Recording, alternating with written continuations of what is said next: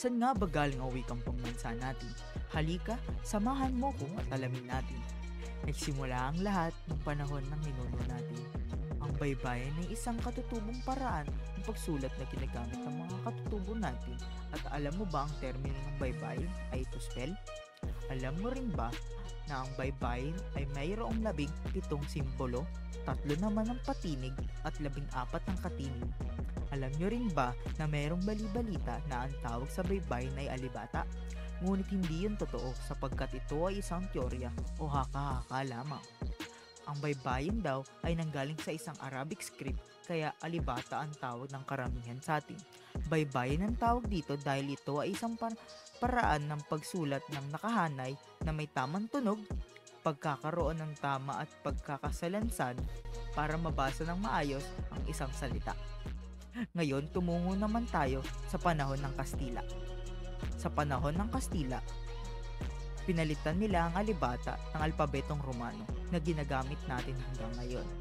Ang ginawa ng mga Kastila ay sinira at sinunog lahat ng panitikan na isinulat na nagpapakita ng pakikipagtalastasan para mas mapagtuunan natin ng pansin ang kanilang kulturang daladala, partikular na ang alpabetong Romano at pinapalaganap nila ang Kristyanismo. Ngunit hindi ito naging madali sa kanila.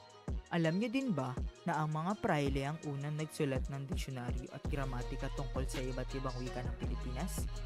At ang mga prailing Espanyol ang naging institusyon ng Pilipino. Ngayon naman, dumako tayo papunta sa ating wika. Marami ang naguguluhan sa tatlong ito, ang Tagalog, Pilipino at Filipino.